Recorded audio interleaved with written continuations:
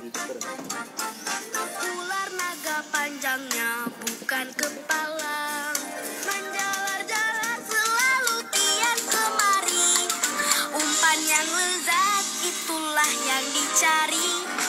Ini dianya yang terbelakang.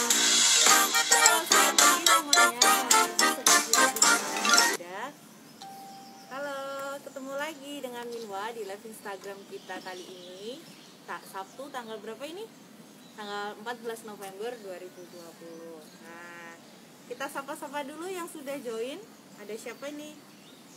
Udah kelihatan nih. Oh ya, halo, ada kabar Jogja. Halo, ada Kak Ratih Dewi. Kemudian ada Berita Surakarta, Kak Rio, aduh Kak Ufa, dan semuanya nanti yang bergabung ya. Nah, hari ini kita bakalan spesial banget ngobrol-ngobrol tentang ular. Wah, teman-teman takut nggak nih sama ular? Nah, nanti kita spesial bakalan ngobrol sama Exalos. Wah, apa itu Exalos? Wah, nanti kita langsung aja ya tanya-tanya sama yang lebih tahu gitu. Nah, tetap sebelum kita mulai, Minwa bakal ingatin, oh ya, hari ini kita ada yang spesial loh.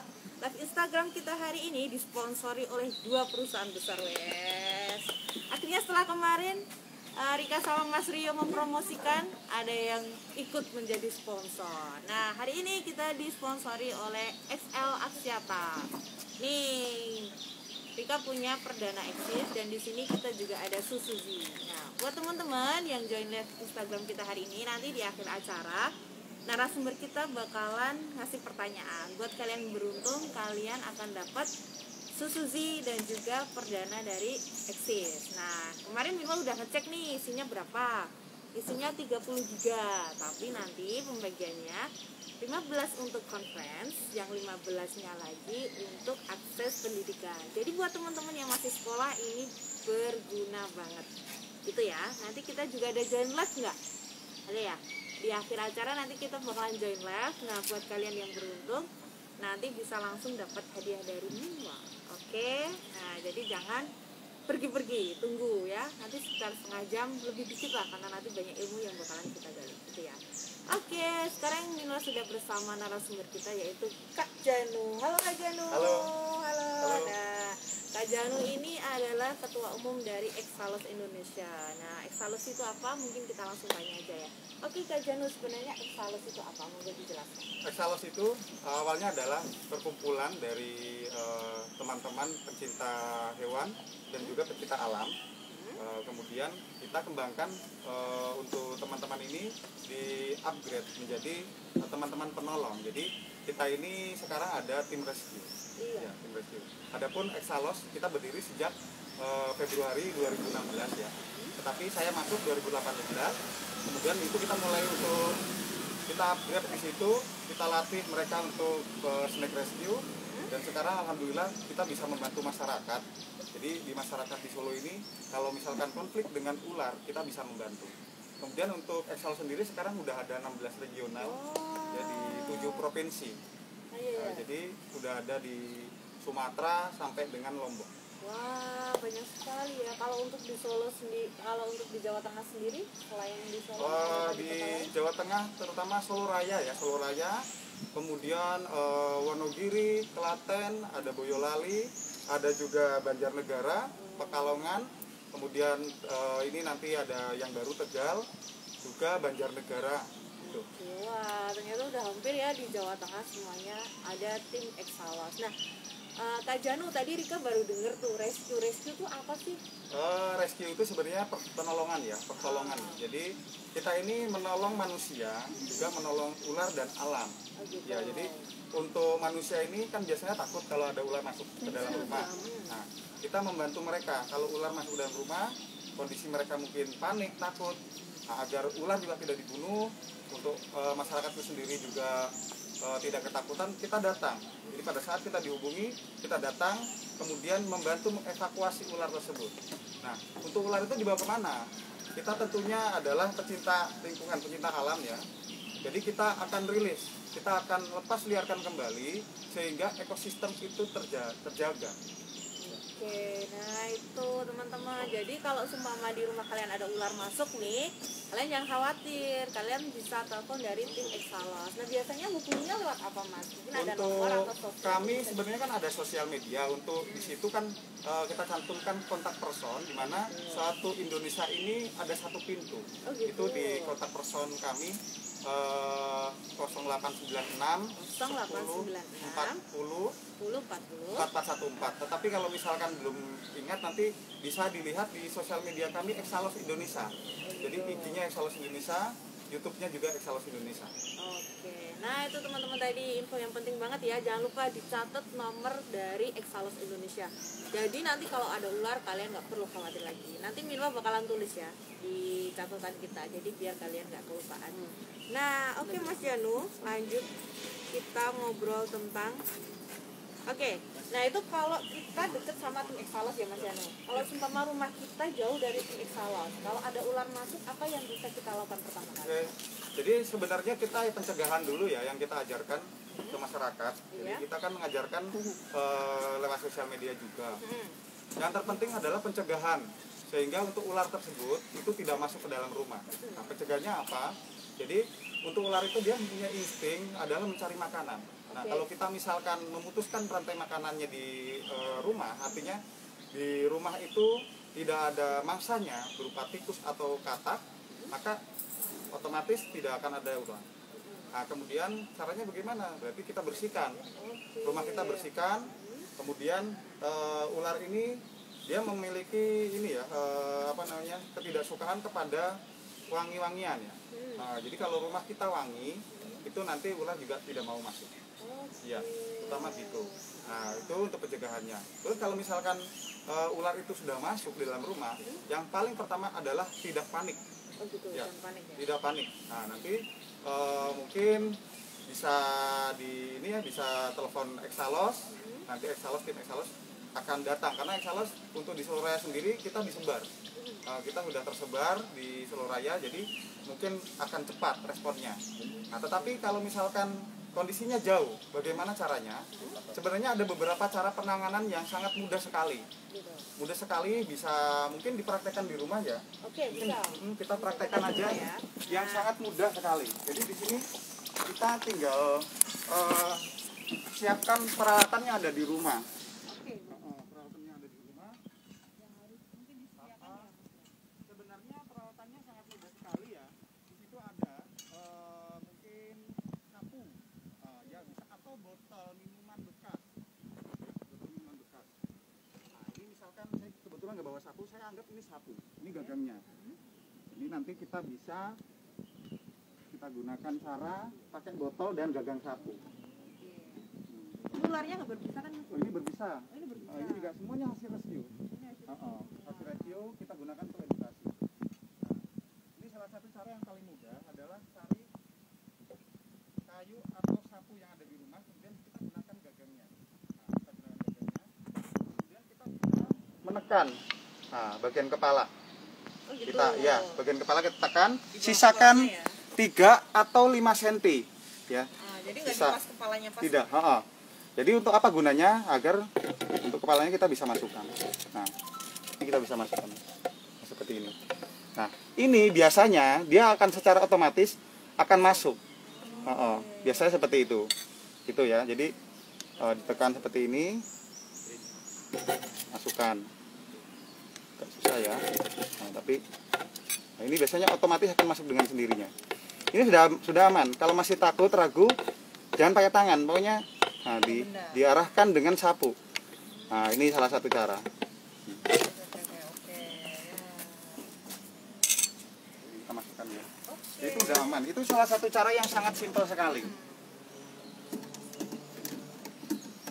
Kemudian kalau kita masih mungkin tidak ada botol, kita bisa gunakan cara yang kedua, itu menggunakan toples. Nah, pasti punya toples kan di rumah. Nah, jadi kita bisa gunakan toples. Ini cara-cara paling sederhana kita kasih. Nah, jadi masyarakat bisa mencontoh. Ya. Mungkin teman saya bisa praktek. Sambil saya jelaskan. lagi. Kita dibantu sama tim Exalos lainnya ya. Kita gunakan ini ya, ular ini aja hijau ya. Yang paling sering masuk ke dalam rumah ular hijau nih. Oh iya. Karena ini di sekitaran kita banyak sekali. Kalau ular hijau sama ular sawah itu sama nggak? Ular sawah itu kan sebutan daerah ya Mbak ya. Kalau aku dulu tuh di rumahku sering lari angon, lah itu apa ular apa itu Mas? Lari air itu ular air. Oh, ular Iya. air. Nah, ini ditutup aja, ditutup di depan. Ya ditutupkan. Nah, setelah ditutupkan, cari mungkin triplek atau kertas yang kaku. Kemudian ditutupkan. Nah, setelah ditutupkan bisa dibalik. Nah, dibalik kemudian setelah itu bisa ditutupkan. Nah, ini standby ya. Jadi jangan dibuka, ini belum siap nih. Oh iya benar. Nah, baru ditarik perlahan.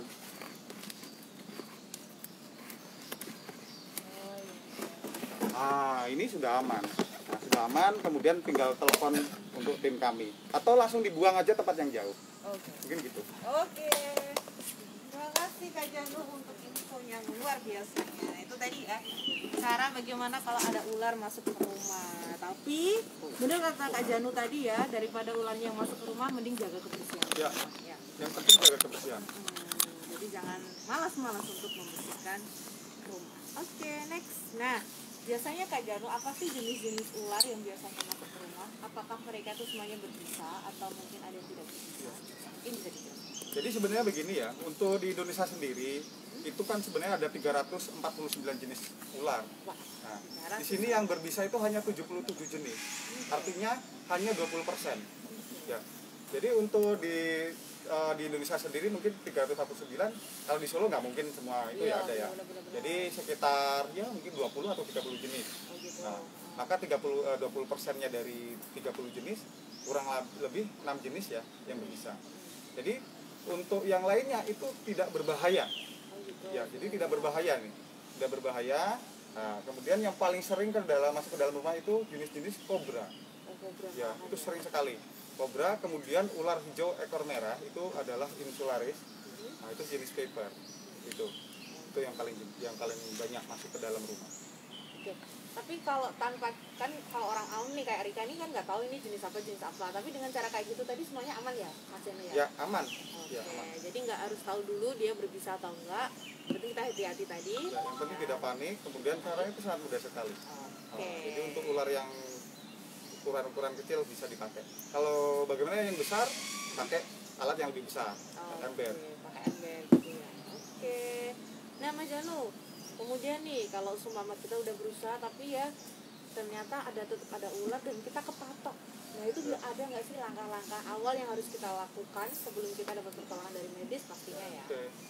Jadi ular itu tadi saya bilang adalah ada yang berbisa, ada yang tidak berbisa, Mbak. Jadi tidak semuanya kita harus diobatin itu ya, tidak ya. Jadi untuk ular-ular yang mayoritas ada di Indonesia ini kan tidak berbisa. Nah, kalau misalkan tergigit, yang terpenting adalah tidak panik dulu. Jadi kalau kita panik langsung kita asal-asal penanganan ya. Jadi dikiranya mungkin berbisa, mungkin disobek kah, atau mungkin diikat, itu adalah cara yang salah. Yang terpenting pertama jangan panik.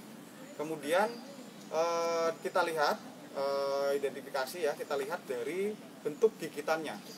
Ya.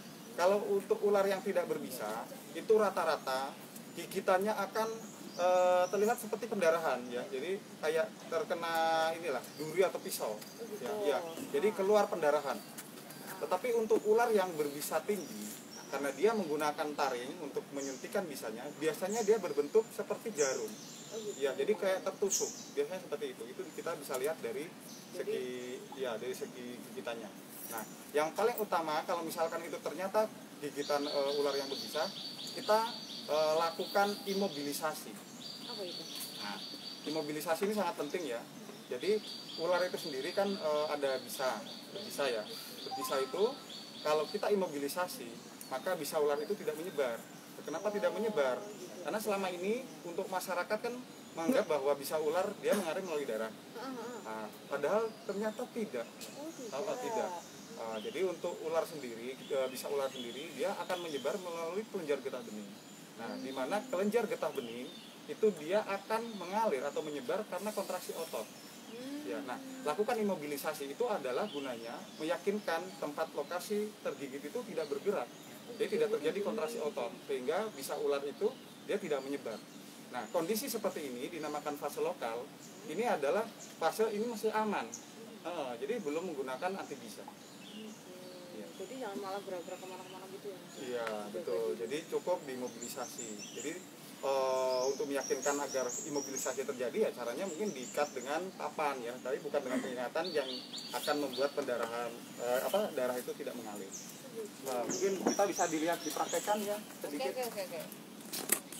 Apa aja yang harus ada di rumah?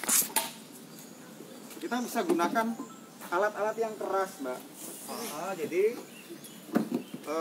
kayu, papan bisa dipakai, tidak harus alat seperti ini ya. Mungkin ada bambu bisa dipakai. Apalagi kalau di lokasi yang jauh, kita bisa ambil kayu lah atau bambu, kita bisa gunakan 2 belah kayu atau 2 belah bambu. Nah, kemudian kita bisa, misalkan ini teman saya ini tergigit nih. Tergigit, yang tergigit misalkan di sini. Habis merumput ya misalkan ya. Nah, habis merumput, tergigitlah dia. Kemudian kita cari kayu, kita bisa ikat. Nah, pengikatan ini kuat tetapi tidak terlalu kencang. Maksudnya tidak terlalu kencang adalah jangan sampai peredaran darah ini terhambat. Ya, yang terpenting adalah ini dia tidak melakukan kontraksi. Oh gitu. Ya, nah, langsung diikat. Yang paling bagus adalah dari ujung sini sampai sini maksimal. Oh gitu. Ya. Pastinya dibaringkan ya, ini karena kondisi ya. Jadi kondisinya harus dibaringkan biar tenang. Nah, yang agak kencang. Agak kencang lagi. Apa lagi? Gak apa-apa. Ini suaranya tidak... sudah kedengeran kah? Sudah kedengeran suaranya? Tambah, tengah. Ya. Tidak terlalu kencang, tetapi kuat. Sehingga untuk bagian yang tergigit itu benar-benar tidak bergerak. Ya, ini ya, ini kurang lebihnya seperti ini.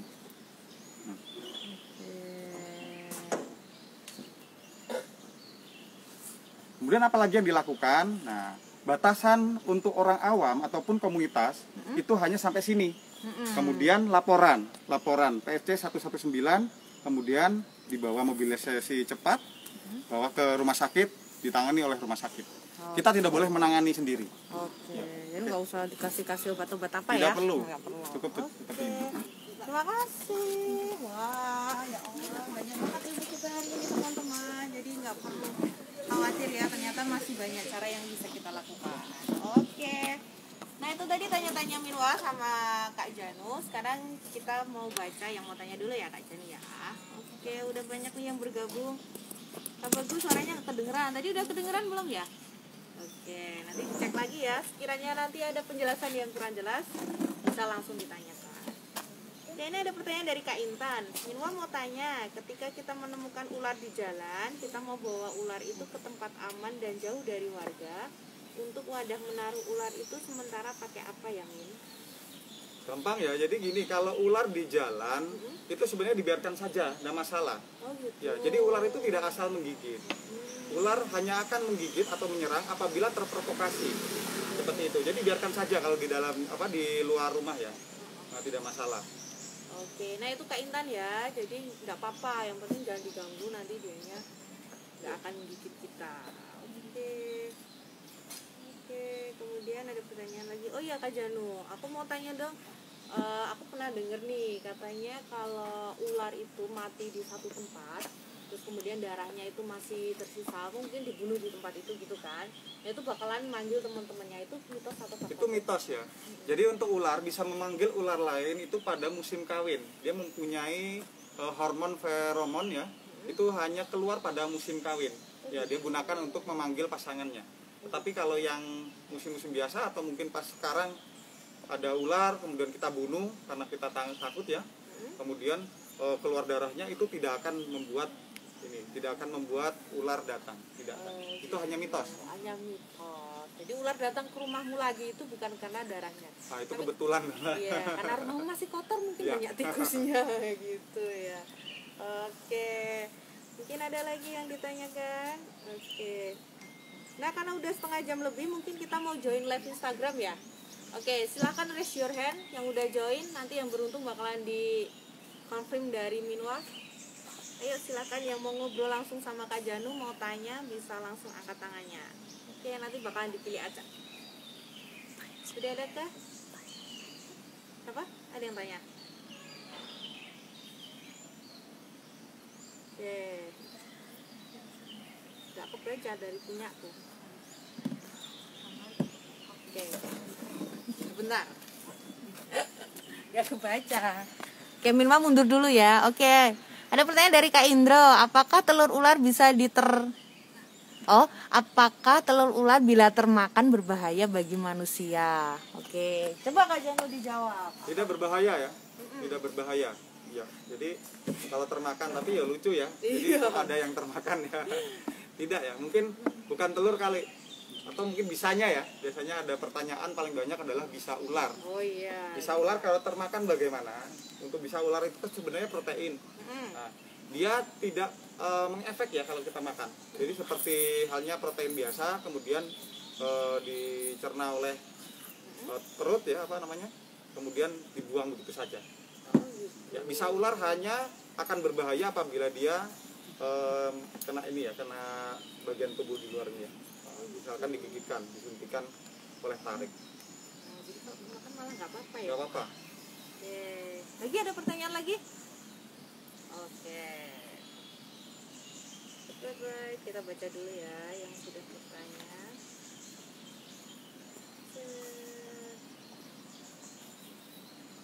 Nih, dari Kak Rizky. Ini temennya Rika nih yang tanya nih. Sejak tergigit, berapa lama batas waktu aman korban harus tertangani ya? Berapa Kak? Jadi pada saat kita tergigit, kemudian kita lakukan tadi, mobilisasi tadi, itu nanti bisa 48 jam observasi ya. Nah, tapi bukan kita ya, observasi itu ada di rumah sakit. Rumah sakit memberikan observasi, melihat apabila tidak menunjukkan tanda-tanda penyebaran atau sistemik, maka itu dikatakan aman ya, udah 48 jam ya. Saya 48 jam atau 2 hari. Oh gitu, jadi nunggunya sampai 2 hari. sekitar 2 hari. Oke. Ada pertanyaan lagi? Oke, wah banyak banget hari ini yang tanya. Wah, berarti tertarik banget nih. Ini dari Kak Fastada. Bagaimana penanganan ular kobra men, soalnya kan nyembur. Wah.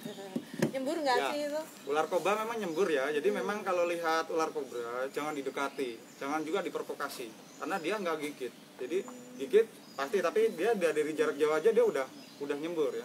Nah, kalau misalkan kita memang mau niat menangani ular kobra, yang paling utama adalah gunakan pelindung mata. Oh gitu. Iya, jadi kita lindungi mata kita, karena dari jarak 2 meter dia itu bisa mengenai mata. Dia nyembur, kemudian terkena mata, seperti itu. Tapi kalau kena kulit langsung juga berbahaya nggak? Aman. Oh, aman. Ya, Yang penting nggak kena kena mata kulit ya? aman, tidak masalah. Jadi yang paling bahaya adalah kalau terkena mata. Kalau terkena mata, nah itu jangan didekatin ya. Ya. Berarti kalau pakai cara yang kayak gitu, kalau kobra susah ya tadi ya Kak ya?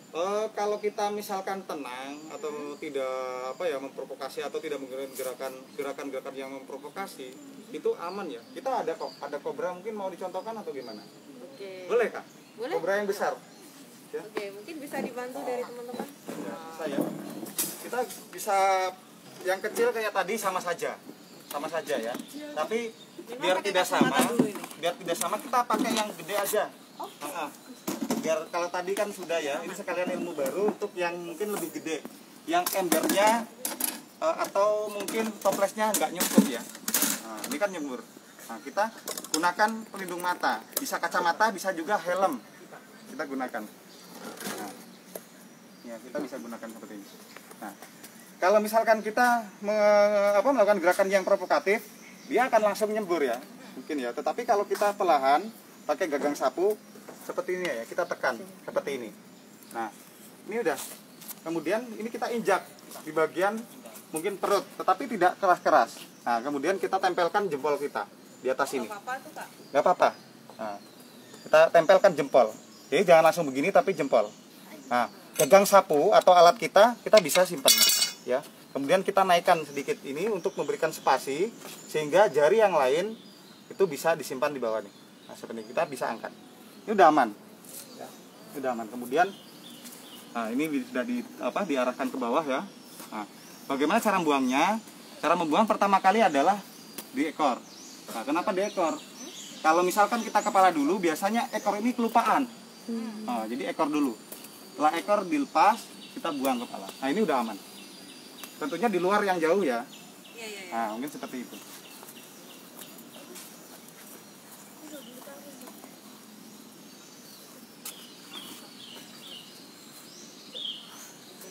Nggak apa-apa. Biar diurusin sama temannya.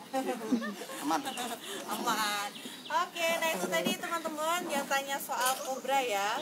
Ya, udah dijawab langsung sama tadi Riko udah pakai pelindung. Karena kita juga harus Pelindung ya. jaga-jaga. Oke. Nih, ada pertanyaan lagi nih Kak Janu dari Kak Ridwan Bayu. Kak, ada nggak sih hubungan ular sama garam yang ditaburi di rumah? Oh, itu mitos ya. Oh, itu mitos juga. Nah, jadi gini, ular itu kan memiliki sisik yang keras. Nah, jadi untuk sisik itu dia melindungi tubuhnya. Oh, gitu. Nah, hewan-hewan yang takut pada garam itu hanya hewan-hewan yang kalau terkena garam akan terjadi proses osmosis atau kelelehan. Sedangkan di ular itu aman ya. Jadi sekalipun itu ular air. Jadi kita udah coba ular air yang kalau kita mungkin menganggapnya belendir padahal bukan belendir ya. Itu dia aman, tetap garam dia tidak takut. Jadi mitos Tuh ya. Itu udah garamnya dibuang habis dimarahin ya, emak, ularnya kecuali nggak pergi. ini ya, kecuali garamnya banyak satu karung mungkin takut ya. Dia mah sakit nanti Ya. itu kejatuhannya. Oke, ini ada pertanyaan lagi dari namanya sayangku. Oh. Mau nanya Min, kalau kegigit ular piton yang besar gimana? Emang piton gigit ya? Ya, piton itu bisa menggigit, tapi yang paling menakutkan kalau piton itu adalah dia membelit ya, membelit. Nah, bagaimana kalau menggigit? Nah, untuk piton itu dia kan bukan ular yang berbisa, dia jenis ular yang tidak berbisa, tetapi berbahaya dikarenakan akan menyebabkan pendarahan yang banyak. Nah, ular piton itu rata-rata gede, dia merupakan ular terpanjang di dunia ya. Iya. Nah, kalau misalkan kita tergigit ular piton 2 meter saja, itu akan mengakibatkan pendarahan yang banyak. Apa yang kita lakukan adalah pertama kali tahan beban. Jadi kalau kita tergigit tangan, misalkan langsung tahan beban. Oh gitu. Nah, jadi jangan sampai diikat kencang lagi, jangan. Itu juga bahaya. Jadi tahan beban. Kemudian langsung bawa ke rumah sakit, sehingga nanti akan dilakukan penjahitan oleh rumah sakit ya. Itu saja. Intinya kita mencegah darah kita keluar banyak, sehingga kita tidak mati kehabisan darah. Jadi penanganannya agak sedikit berbeda ya Kak Jani ya tadi Ya, sama berbeda. yang berbisa ya.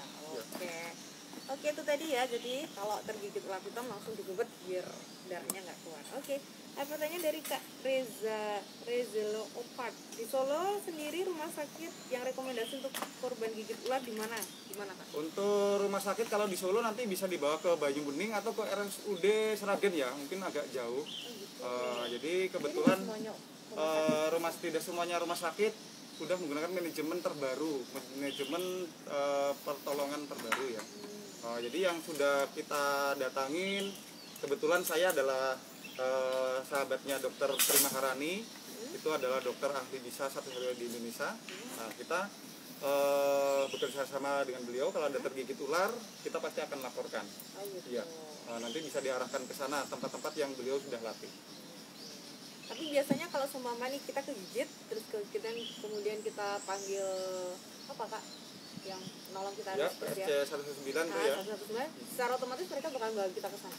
Ya tidak selalu, yang terpenting kalau misalkan tergigit ular, bawa ke rumah sakit dulu, terus laporan saja nanti ke Exalos akan bantu melaporkan atau menghubungkan dengan Dokter Tri. Oh gitu. Nah, jadi mulai nanti habis live Instagram jangan lupa disimpan nomornya Exalos ya, buat jaga-jaga. Oke.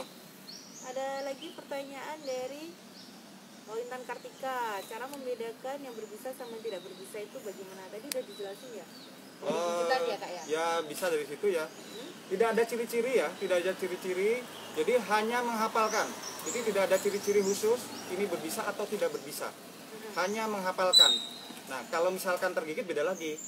Ya kalau kita kan jangan sampai tergigit tuh Mbak. Nah, tapi kalau misalkan kita belum tergigit, intinya adalah menghafalkan. Itu tidak ada ciri-ciri khusus. Oke, jadi mulai sekarang mungkin bisa belajar jenis-jenis Ya, ular ya. pelajari jenis-jenis ular. Jadi kalau ketemu nggak langsung kan. Toh yang berbisa tinggi kan hanya 20% tuh. Sedangkan yang 80%-nya itu tidak berbahaya untuk manusia. Aman-aman saja. Nah, tuh. Oke. Ada pertanyaan dari Kak Samsona. Ini temannya Rika juga nih, lagi di luar negeri nih. Is it legal to keep snake as a pet? Jadi legal nggak sih melihara ular sebagai hewan peliharaan? Sebenarnya gini ya, ular itu kan hewan liar ya. Hewan liar. Tuh. Dan dia tidak ada istilah jinak. Jadi kalau bisa jangan memelihara. Untuk kita tim rescue juga, kita tidak pelihara. Ini adalah hasil-hasil rescue di mana kita simpan untuk bahan edukasi. Kalau misalkan kita rescue dapat jenis yang sama, kita akan lepas yang lebih lama.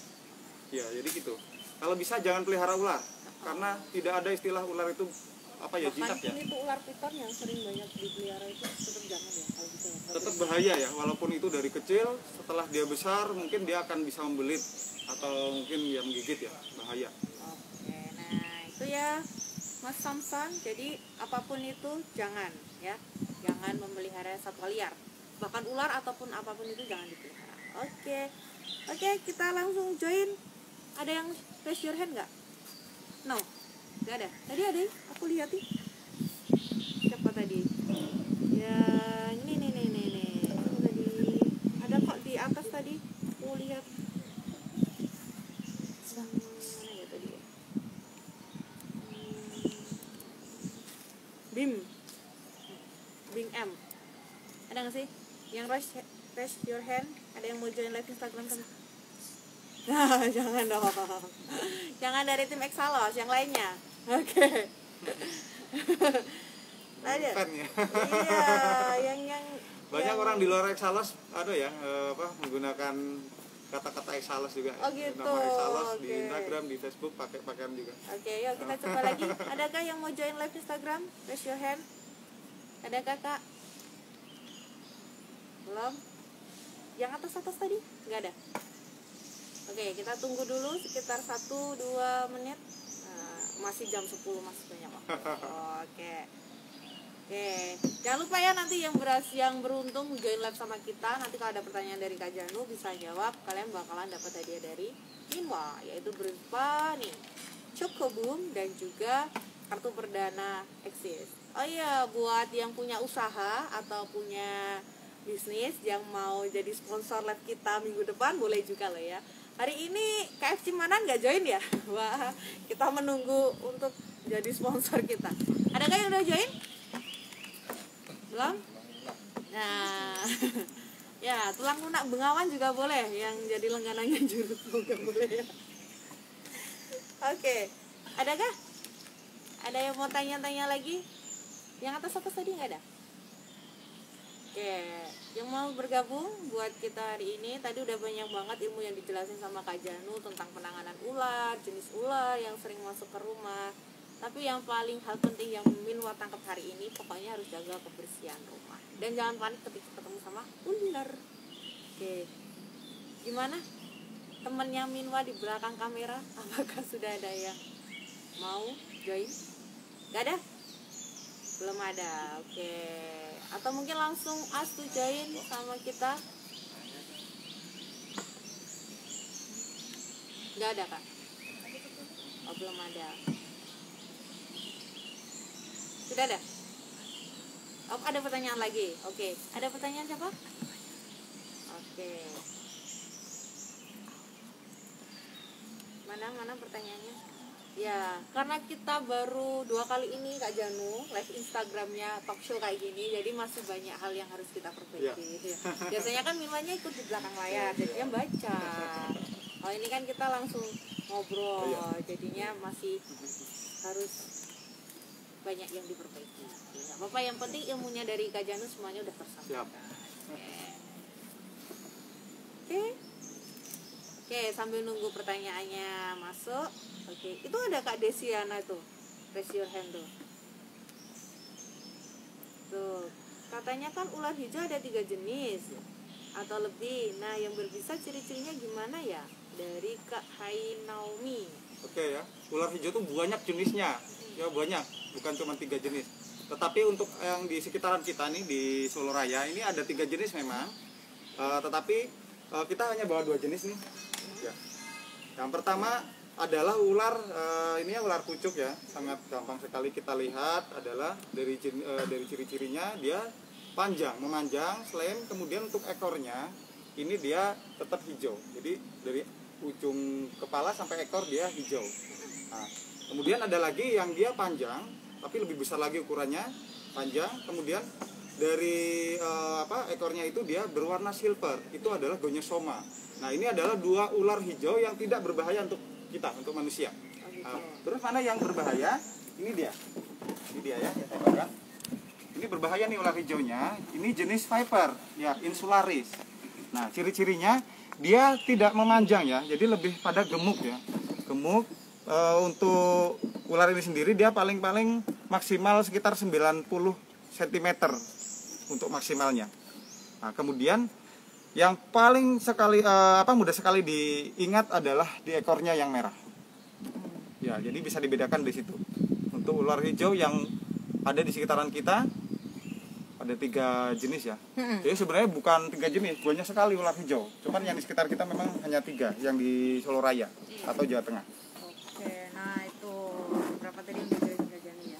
Oke, nanti yang raise hand bakalan dipilih sama admin, langsung diajak join. Oke, silakan Min. Di belakang layar pilih salah satu. Ya, oke, pilih salah satu aja yang bisa join untuk kita ngobrol hari ini. Sudah, dipilih salah satu. Nanti kalau yang bisa gabung langsung. Ya. Sudah. Bisa. Langsung bergabung. Ada yang bergabung? Kameranya mungkin dipindah ke depan.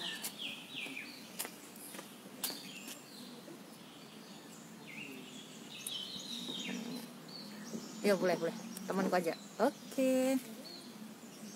Tadi dia resen. Nyarikan nih. Apa? Mana kamera depannya? Oke. Halo.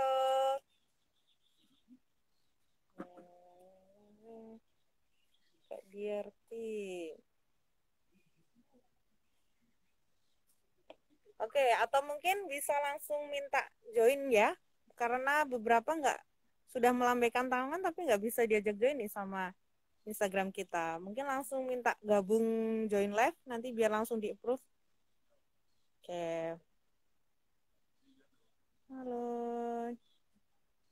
Adakah? Oke. Yang melambaikan tangan di approve sama Minwa nggak bisa, mungkin bisa langsung ajak join aja.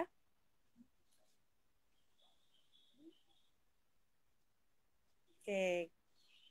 Banyak yang banget yang melambai, tapi kenapa nggak bisa di-approve? Adakah? Oke, karena mungkin hari ini belum bisa gabung live, mungkin next time ya. Nanti kita ngobrol lagi sama Kak Janu. Oke, karena waktunya juga sudah setengah jam lebih, mungkin nanti masih banyak kegiatan dari Kak Janu.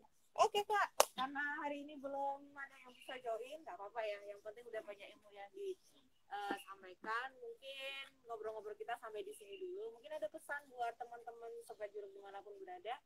Apa yang harus diperhatikan ketika ketemu satwa liar, apa kesimpulan dari kita? Monggo silakan. Oh, jadi gini, untuk ular itu adalah bagian daripada rantai makanan dan juga keseimbangan ekosistem. Jadi kalau misalkan ada ular, jangan dibunuh.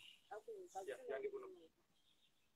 Itu aja mungkin ya. Oke, itu tadi pesan dari Kak Janu. Yang penting jangan dibunuh ya. Karena ada yang salah. Oh iya, karena ada yang salah. Oke, tenang. Habis ini nanti Nima bakalan share nomor dan juga softwarenya Exalas. Oke, terima kasih Kak Janu buat hari ini. Terima kasih buat teman-teman yang di belakang layar. Terima kasih live kita hari ini sudah memberikan banyak manfaat. Oke, sampai di sini dulu Minwa menemani kalian di weekend hari ini. Jangan lupa karena kita masih di masa pandemi, tetap terapkan protokol kesehatan. Jangan lupa pakai masker. Kalau berkunjung ke Jurus, usia kamu harus 15 tahun ke atas. Oke. Di bawah 15 tahun belajarnya dari live Instagram aja. Oke. karena cukup, sampai jumpa di minggu depan. See you next time. Goodbye. Oke.